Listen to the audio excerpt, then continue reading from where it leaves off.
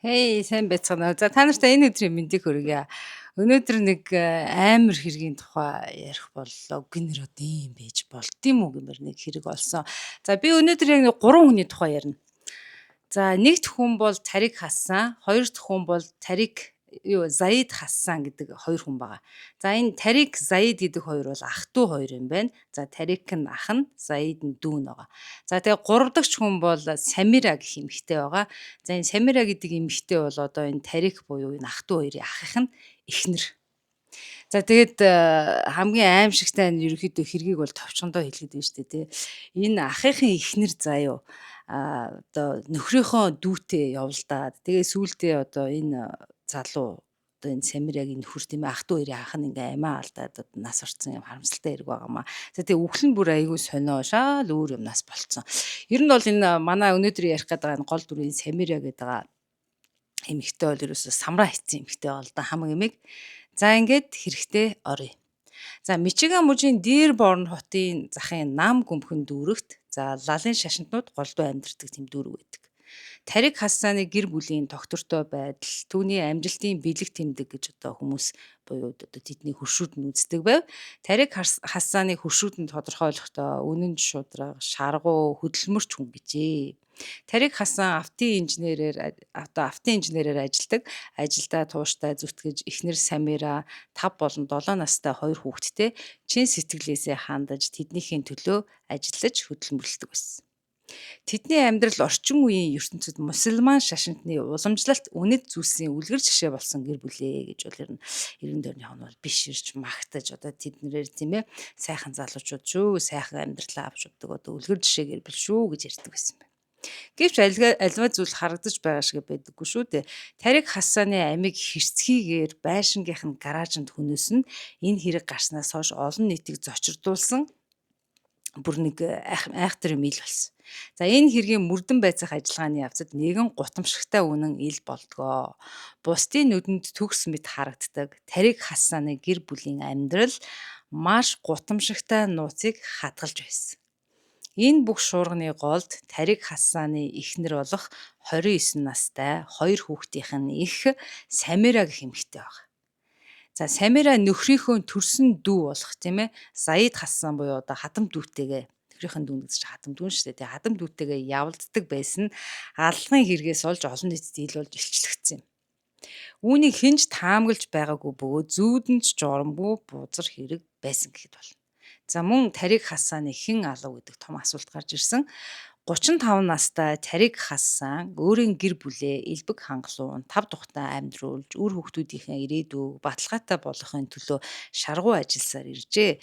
Тэрээр Каираас Дирборн хотод нүүж ирээд ингээд Америкт 10 гаруй жил одоо амьдраад исэн юм байна. Тарик автын инженерээр ажиллаж маш өндөр цалин авч мусульман цагаачдын нийгэмлэгээс хүртэл дэмжлэг аваад исэн аюулгүй амьдралтай дэмсүүхэтэй залуу байсан.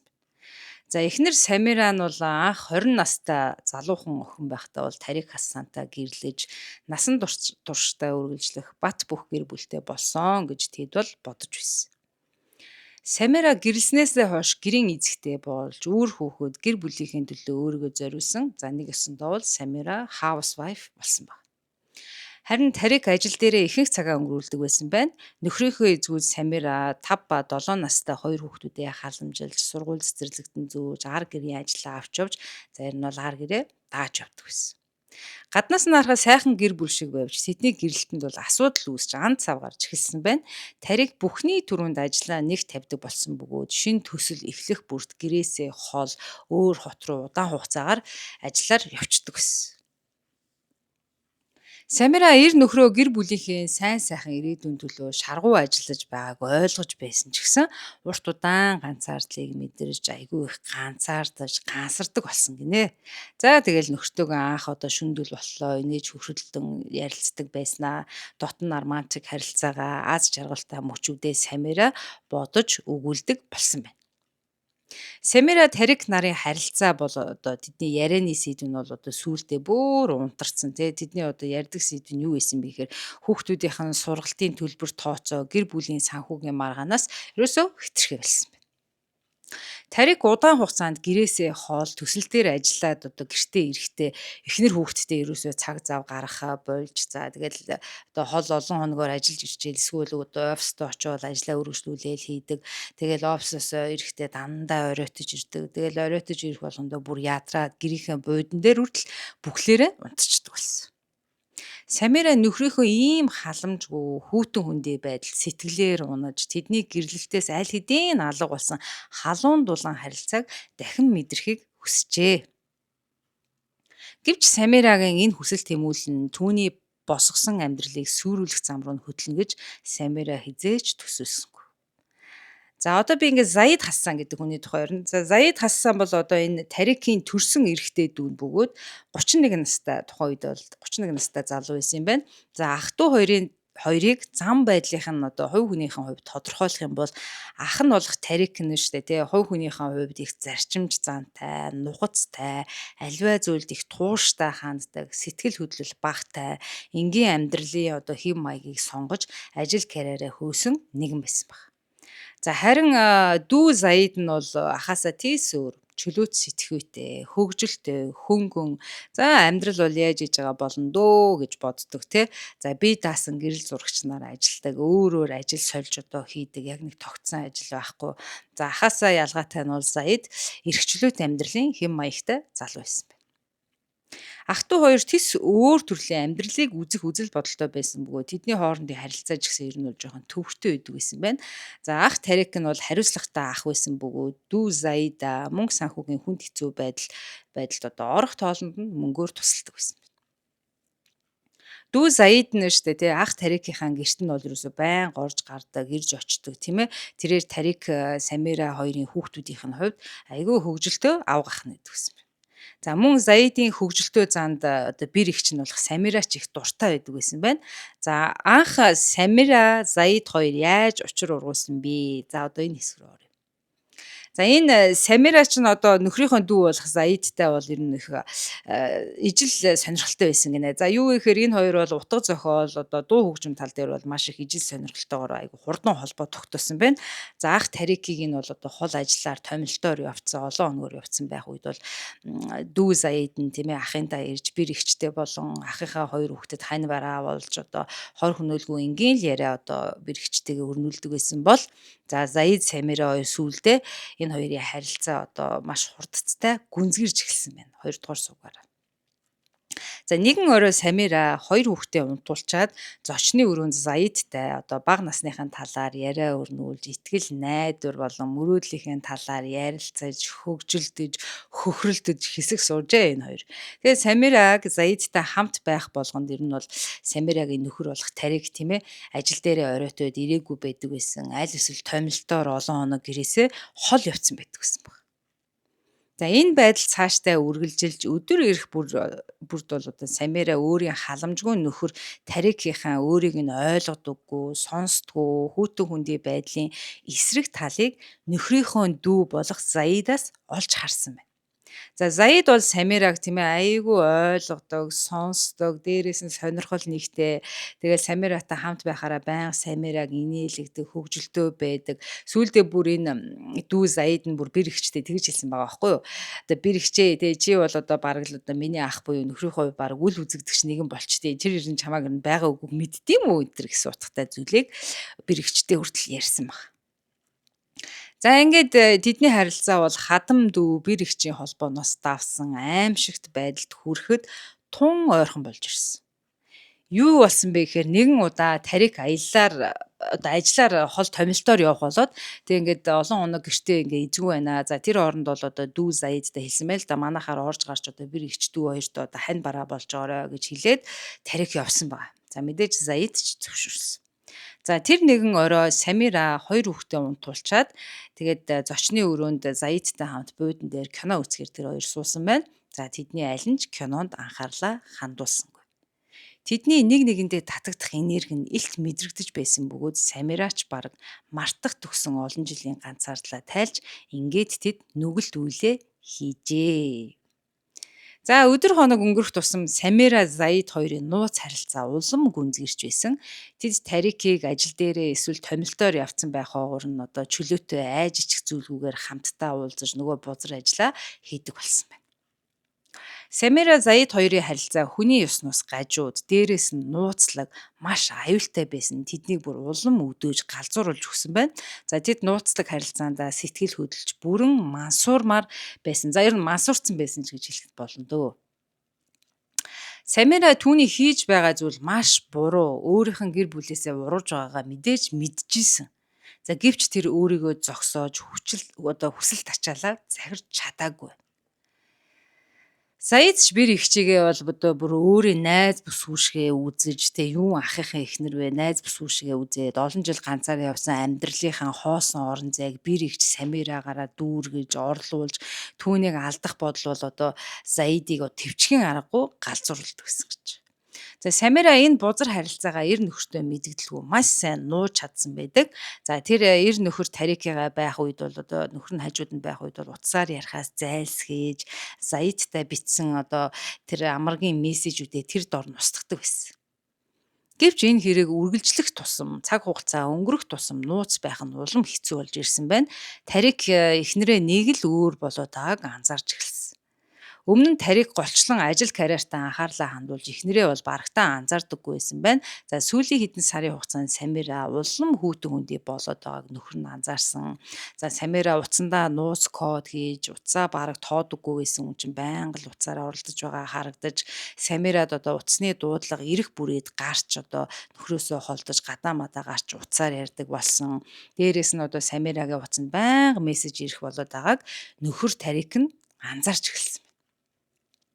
Мөн тэд гэр бүлээрээ хамт гадуур гарах хүүхдүүдтэйгээ хамт хоол идэх бүрийд Самирагийн бодол санаа нэг л өөр газар байгаад байгааг нөхөр нь анзаарчээ. За Тарик эхэндээ бол эхнэрийгээ нэг л өөр болоод байгааг ер нь бол яг анзаарсан ч гэсэн нэг авч хэлцээгүй байна л да. За тэрээр бол одоо эхнэр Самирагаа бодохдоо зан авир нь ингээд өөрчлөгдөд байгаа нь. За магадгүй би одоо завгүй байгаа.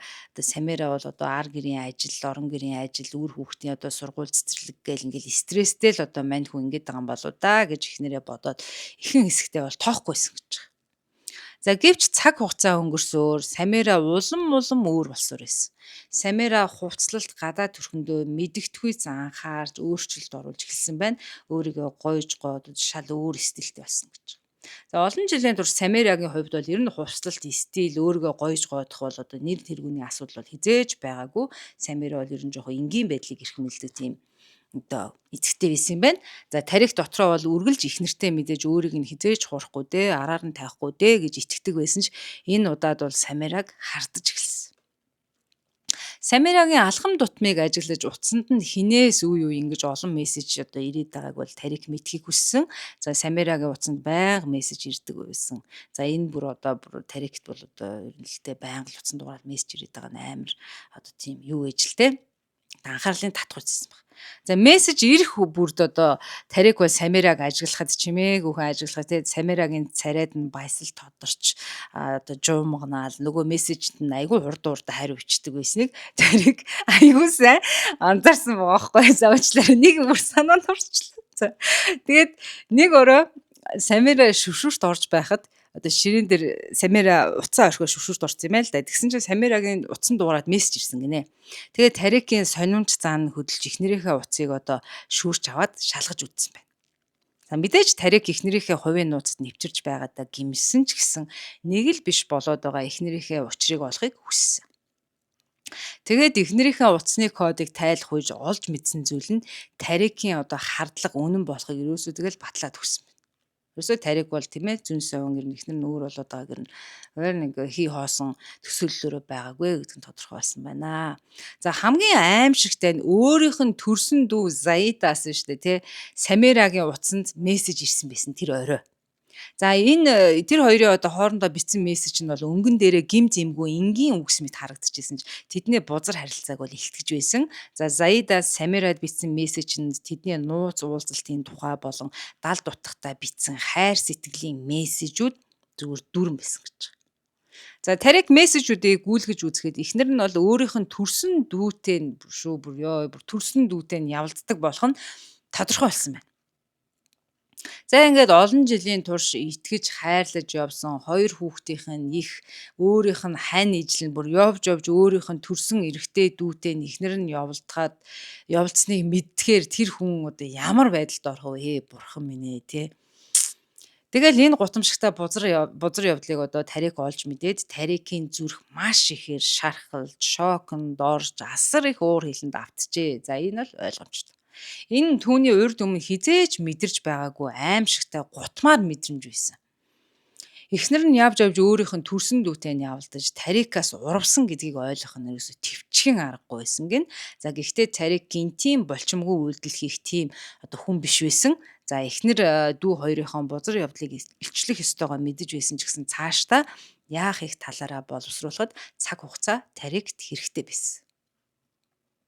Тарих дотроо чимээгүйхэн шаналж тэдний урвалтыг илчилж өшөөгөө авахаа хэрхэн сайтар төлөвлөж хэсэг дуугүй юу ч мэдээгүй юм шиг явсан баг. За энэ явдлаас 7 хоногийн дараа тарих бүр эцэстээ тулж уура барьж чадхаа болоод ерөөсөө нэг л орой тесэрсэн. За түүний сэтгэлээс эхнэр дүү хоёр нь ямар гутамшигтайгаар тарикийг хуурсан нь ерөөсөй гарахгүйсэн байна л да. За энэ тухай бодох бүр тарик бүр галзуурчих гадсэн. За хүүхдүүдээ унтуусны дараа тарик эхнэртээ бүх зүйлийг олж мэдсэн талаараа хэлж тэр хоёр бол нилээ ширүүхэн маргалцсан байна. За өхөвч өмхийгөө тавихгүй гэчээр нөгөө Самира чинь гүрийгээдсэн гинэ. Чи юу яриад байгаа баг юу балаад юм яриад байгаа тийм байхгүй гэд. Нөгөө Самира чинь гүрийгээдсэн боохгүй. Тэгсэн чинь тарик Самирад одоо нэг утсан дээрх байгаа бүх мессежнүүдийн зургийг дараад авцсан. Тэгээ нөгөө мессежүүдийг үзүүлсэн байна л да. За тэгсэн чинь Самира бол одоо ингээд бүх одоо баримт нотолгоотой болсон учраас гүрийгээд нэмэргүй болсон. За ингээл Самира шууд уйлж хийсэн хэрэгтэй тарикаас уушлт гуйсан байна. Дээрээс нь нөхртөө гомдлож чи ямар их хүүтэн хүндий болж надад ямар их хайхрамжгүй ханддаг байлаа. Би маш их ганцаарддаг байсан. Би урдны романтик харилцаагаа өгүүлдэг байсан. Би чамтай ярилцах бүрээд чи намайг үл тоодог байсан нэтэрэ гэж гомдлсон байна. За гэвч энэ талаар одоо сонсох бүрд энэ тайлбарыг сонсоод тарик бүл эхнэрээ бол ойлгох нь битгий улам бол одоо тарикийн уурыг хүргэсэн байна. Самира тарикийг доромжилж хамтдаа зогслоосон гэр бүлээжээ сүрүүллээ шүү дээ. Юу яриад байгаа юм бэ гэл ингээл тарик ихнэртгөө дайраал амар ууралсан байна. За тэгэл энэ хоёрын маргаан амар хуурцтаж тарик энэ хэргийг бол одоо ах トゥ нартай бүгдэнд нь би хэлнэ. Олон нийтэд би чамайг ил болгож булаа болгоно гэж Самираг сүрдүүлсэн. Тэгээд чи хийсэн хэрэгийнхээ энэ бузар хэрэгийнхээ төлөөсийг Самира чи төлөх болно гэж тарик ихнэртээ заналтаагаар хэлсэн байна. Ихнэрдээ. За Самирач одоо тарикийг цаашдаа юу хийх бол гэдгээс айгүйх айжсэн. Тэгээ Самира нөхрөөсөө гуйсан байна л да. Хүүхдүүдийнхээ ирээдүйг бодооч ээ. Энэ бүх нууцыг чи ах トゥ дээ олон нийтэд хэлчих юм бол хүүхдүүд маань гутамшигтай байдалд орно шүү дээ.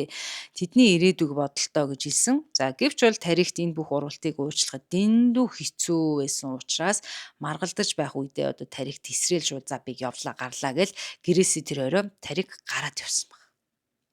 За харин бол Самира уйлаад гэртээ үлдснээр энэ хоёрын ширүүхэн маргаан ингээд дууссан. Цаашид юу болох нь тодорхойгүй байснаар Самира бол айгүйх айж түгшиж одоо сэтгэлийн дарамттай маш хэцүү байдалтай байсан. За хүн амны хэрэг гарсан тэр шөнө Самира тарикта маргалцсны дараа өөрийгөө тайвшруулахыг оролдож за орондоо орсон баг. За нөхөр нь бол гараа авцсан, Самира бол жоохон өмөрж байгаад орондоо орсон. За Самирагийн толгойд элдв бодол эргэлдэж унтахад маш хэцүү байсан ч гэсэн тэрээр бол нэг хэсэгтэн 50 бус нойронд автсан байна. Самира нөхрийгөө доод давхарт гаражинда байгааг ерөөсөө мдээгүй гэж байгаа. За ерөөсөө гараа авцсан юм байна л гэж бодсон уурлал. За нөхөр нь бүр тэр шөнө өөрийнхөө байшингийн гаражинд алуулсан байсныг ч Самира мэдээгүй байна.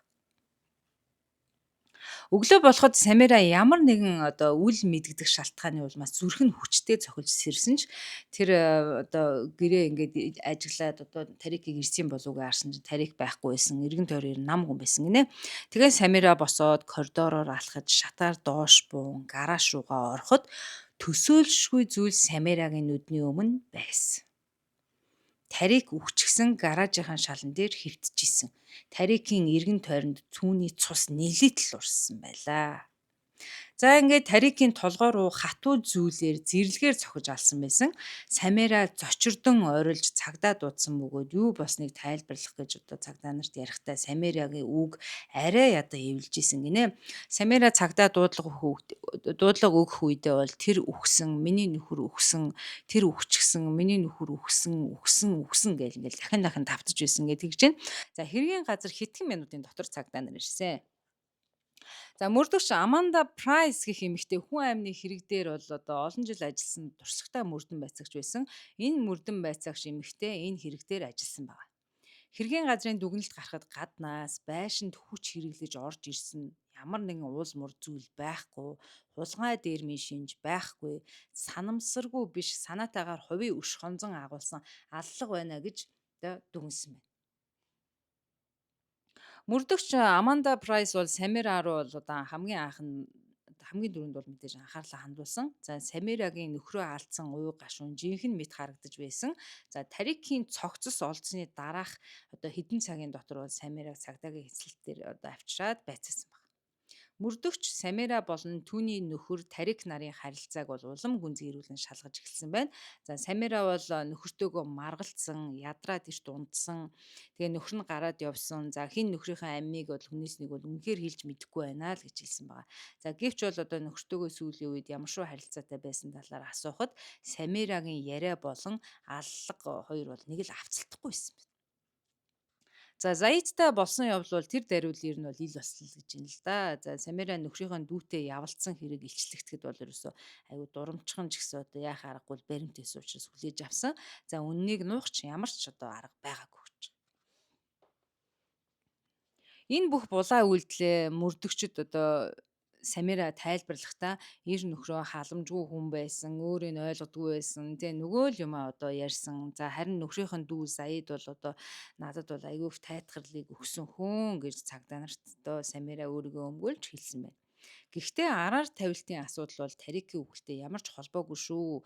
Би бол одоо эр нөхрөө алаагүй шүү гэж Самира цагдаа нарт тангаргалжээ. Самира нулимс туслуулаа ярьж байсан чи яриан дундаа нөхрөө үе буруутгаж байсныг одоо нилээн нөхртөө дургу байсныг бол мөрөгдөгчд бол ажигласан байна. За цаг хугацааны хувьд ч одоо тэд маргалцсан шүн нөхөр нь алуулсан нь ямар нэг байдлаар бол одоо энэ аллага их нэртэй нь одоо холбоотой гэж одоо мөрөгдөгчд мэдээж ботсон. Гэхдээ нэг асуудал байсан. Самира гутмаар үйлдэл хийж нөхөртөө баригдсан ч гэсэн тэдний гэрлэлтэнд одоо өмнө нь бол ямар нэгэн хүчирхийллийн түүх огт байгаагүй. Дээрээс нь бол мөнгө санхүүгийн асуудалч байгаагүй. Самирад ингэ бодохоор бол одоо нөхөр Тарикийг алах ямар ч тодорхой шалтгаан бол харагдаагүй байна. За мөрдөгчд өөр хин нэгэн аллагад бол оролцсон болов уу гэж одоо дүгнж үдсэн. Ингээд мөрдөх ажиллагаа Тарикийн дүү Заид руу шилжсэн. За Заид ахыгаа алууснаас хойш орс сургуу алуулсан байна. За магадгүй Заид уурандаа ата хорсолдоо автаж ахыгаа алаад хэргийн газраас зогтсон баха гэсэн таамаг твшүүлсэн. За таа ч гэсэн одоо мэдээж бас Заидыг ахыгаа алсан баха гэж бодож байгаа. Гэвч Заид бол ахыгаа алаагүй юм байл шүү. За одоо ингээд яагаад хэрэг юу болсон тал руу орцгоё. Мөрдөгч Аманда Прайс болон түүний багийнхан аллага болохоос өмнө Заидыг хаана хинтээ байсныг илрүүлсэн. За Тарикийг нас барахаас хэдхэн хоногийн өмнө ах トゥ хоёр маргалцсан гэдгийг гэрчүүд баталсан байна. Тэд нэгэн кофе шопод уулзаж ширүүхэн маргалдаад салсныг гэрчүүд бол баталсан харсан байдаг. За камерын бичлэгч олдсон байгаа. За мөрдөгчд Заид Самира хоёрын дурлалын мессежүүдийг ч гэсэн мөн илрүүлсэн байна. За хүн амны хэрэг гарсан шөнө Заид тийм ээ Самирад одоо ахыхаа эхнэр буюу Самирад явуулсан мессежэндээ ингэж ütсэн байгаа. За ингээд нөхцөл байдал одоо ийм аимшигтай болсон. Би маш их сэтгэл дундуур байна. Тэгээ дахиад одоо ийм байдлаар бол амьдрч чадахгүй нэ. Ингээд хоёулаа харилцаагаа дуусгая. Би бол одоо ингээд одоо юу гэдэг нь те ахыгаач тэр чамаагч тэр дахиж хийж харж чадахгүй нэ гэж хэлсэн баг. Ингэж одоо Самира бэрэгч рүүгээ нөгөө дүүн амраг хүргэн юу гэх юм уу хадам дүүн гэх юм аа шимээс ч болсон байгаа байхгүй.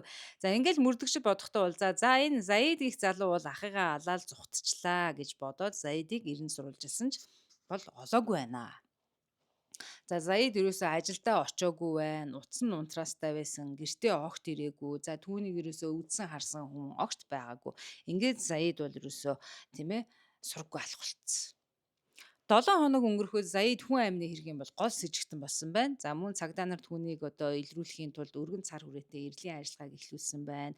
Мөрдөн байцаалтын ажиллагаа мухардалд орж эхлэх үед нэгэн шин сэжүүр гарч ирсэн. Хэргийг бүхэлд нь өөрчлөх мэдүүлгийг тарикийн хөрш цагдаа нарт ирж өгсөн байна. За хүн амны хэрэг гарсан шөнө 22 цагийн орчимд тарик буюу нөгөө нас барсан манай хохирогчийн гэрээс одоо нэгэн эрэгтэй хүн гарч явахыг хөршүүд нь харсан байгаа. За тарикийн гэрээс гарч явсан тэр хүн хэн байсан бэ гэхээр тэр хүн бол тарикийн төрсөн дүү Заид байсан байна. За тарикийн таамагласан үхлийн хугацаанаас бол одоо тийм ээ хэдэн цагийн өмнө энэ Заид бол ахаасаа гараа явцсан байгаа байхгүй юу. За алуурчдан бол одоо Заид байхаа гэж үзэж болох ч гэсэн цаг хугацааны хэлхээс ерөөсөө хоорондоо таарч өгөхгүйсэн. Юу вэ гэхээр шүүх эмнэлгийн багийн мэдээснээр бол хохирогч тарик шөнийн тэг цагаас тэг 2 цагийн хооронд амиа алдсан байна гэж тодорхойлсон байна. Тэгэхээр бол Заид бол ахыхаасаа аль оройн 22 цагт гараа явцсан гэхээр хүн амны хэрэг гарах үед бол тэр бол одоо ахыхаа гараашнд одоо байх боломжгүй болчиход байна гэж цаг хугацааны хэлхээсээр мөрдөгчд гаргаж иржээ. За энэхүү шинэ мэдээлэл нь мөрдөн байцаалтыг одоо үүмэн саманд оруулж эхэлсэн байна. Хэрвээ Заид ахыхаа амийг хөнөөгөөгүй бол хэн алуурчин байх вэ гэдэг асуулт гарч ирсэн. Мөрдөгчд хэргийн газрыг дахин шалгаж анзаарагдаагүй үлдсэн жижиг сэжүүрүүдийг хайж эхэлсэн байна. За бүх хэргийн учгийг тайлах нэгэн камерын бичлэг олдсон нь тарикийн гэрийн ойролцоох шатхуун түгээх станцын хяналтын камерын бичлэгт аллах болсон тэр өдөр Самира нэгэн эрэгтэй хүнтэй хизээ язааны танил дотн уулзаж байгаа харагддаг. За Самиратай тэр дотн уулзаж байсан хүнийг бол Ибрахим Мансур гэдэг. За Ибрахим Мансур бол тарикийн гэр бүлийн дотны найз байсан юм билээ. Ерөөсөө одоо тариктайш найзалдаг, Самиратайш найзалдаг нэг гэр бүлийн найзууд гэдэг чинь нэг орж гараад явж идэг те. Тийм дотны найз байсан юм байна. За энэ Ибрахим Мансур гэдэг хүн бол за тэгээ дээрэс нь бол одоо энэ хохирогч тариктай бол айгүй олон жил нөхөрлөж явсан найз нь байсан байгаа байхгүй юу? За гэвч Ибрахим Мансур бол олон жилийн турш Самирад одоо дурлаа, сэтгэлтэй болцсон одоо Самирад бол унж тусдаг байсан юм байна л да. За энийг нь бол ерөөсөө Самира энэ Ибрахим Мансур хоёроос өөр хинч мэддэггүй байсан юм байна. Тэрээр Самира тарик хоёрын гэрлэлт сүрч байгааг Самира нөхрийнхөө дүү Заидтай явуулсан гэдгийг бол одоо бүгдийг нь мэдсэн байсан юм байна. За мэдээж одоо найз тарик нь л одоо хэлсэн байсан баг. За тэгээд Ибрахим Мансурт бол нэгэн адын бодол төржээ. За хэрвээ найз тарикыгаа алдчих юм бол цагдаа нар мэдээж Заидыг ахыгаа алсан гэж үзээд шоронд хийчихнэ. За тэр цагт бол Самира бол минийх болохгүй хайчд юм бэ гэж энэ Ибрахим Мансур бодсон баг. За ингээд энэ хүн бол найзыгаа хөнөөж дүүг нь хис хэрэгээр шоронд суулгах нь одоо галзууртлаа найзынхаа эхнэр дурлцсан байсан энэ Ибрахим Мансурт бол цорын ганц мэрэгэн санаа өстой нэг сумаар хоёр тулаа гэж бол төсөөлсөн байгаа байхгүй юу мань хүн. За ингээд Ибрахим Мансур алдлага үйлдснээ бол шууд хүлээн зөвшөөрсөн. Угаасаа ингээд баримтууд гараад ирсэн л байна л да. За нотлох баримтууд ч олдсон, алдлага гарсан тэр шөнө Ибрахим Мансур тариктай гараажинд нь тэр хоёр уулзсан байсан юм бэл. Тарик л одоо Мансурыг л гараажинд алдуулсан байна л да. За тэгэл тэр хоёр хэсэг ярилцж байгаад тэр тэгэнгүүтлээ Ибрахим Мансур маш хурдан эрэг чангалах түлхүүр аваад шүүрч аваад тарикийн толгоороо хит удаа хүчтэй цохоод ингээд найзгаа алдсан юм билээ гарааж. За Ибрахим Мансур бол нэмж хэлэхдээ Заидыг ахыгаа алсан алуурчин болгохын тулд одоо хэргийг би аягүй сайн төлөвлөж хийсэ. Ер нь бол одоо бараг л тэр цаг хугацааны хэлхээс одоо тий одоо яг таарсан бол ер нь бол энэ Заид л бол шууд алуурчин болох нь тодорхой байсан гэж хэлсэн байна. За Самира бол хизээж бол энэ Ибрахим Мансурт бол нүүр өгч байгаагүй. Гэхдээ бол яг хөө тэгэл дуудаж барихт нь уулздаг л байсан байгаа аахгүй юу. Энэ Самира гэж юмыг нэрээ самарцсан хүүхэн байна нэр. За ингээд түүний хүсэл тачаал бол одоо дээд цэгтээ тулж үгээр хэлхийн аллага одоо аргагүй аллага үйлдсэн нь бол яасан байх нь вэ? Энэ Ибрахим Мансур бол одоо найзынхаа эхнэр Самира дурлцсан. Самираг бол одоо өөрийн эмэгтэй болгох гэж ингэж ийм солиотой хүний ёсноос гадуур амд нөхрөө одоо алсан ийм аллага үлджээ. За Ибрахим Мансурыг мэдээж бол баривчилж 1-р зэргийн хүн амны хэрэгэ буруутгаж ялалсан.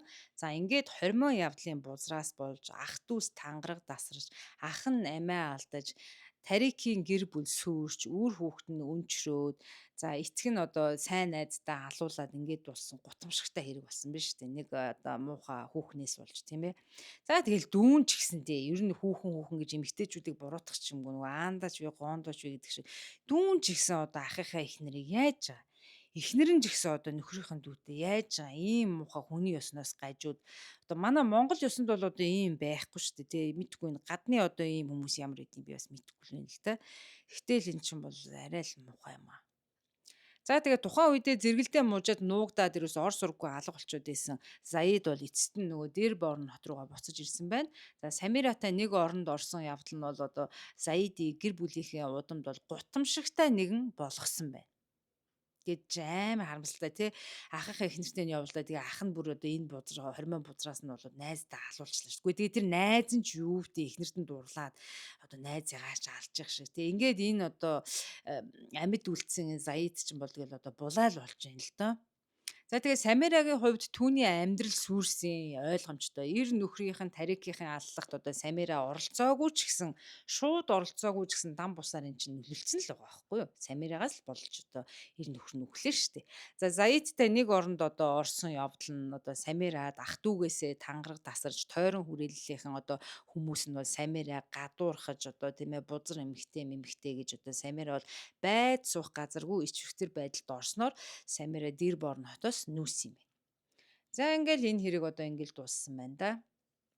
Тэгээд үнэхээр л одоо пэж одоо юу ээл гэмээр л хэрэг байна. За тэгээ өнөөдрийн энэ хэргийг орчуулж байгаа хэвээр би нөгөө хүмүүст нэг гоё үг хэлмээр санагцсан. Тэр орж ирсэн үг юу вэ гэхээр хүсэл тачаалынхаа боол нь биш хүсэл тачаалынхаа эзэн болж яваарай л гэж хэлмээр. Хүн өөрөө өөрийгөө удирдах ёстой шүү дээ тийм ээ.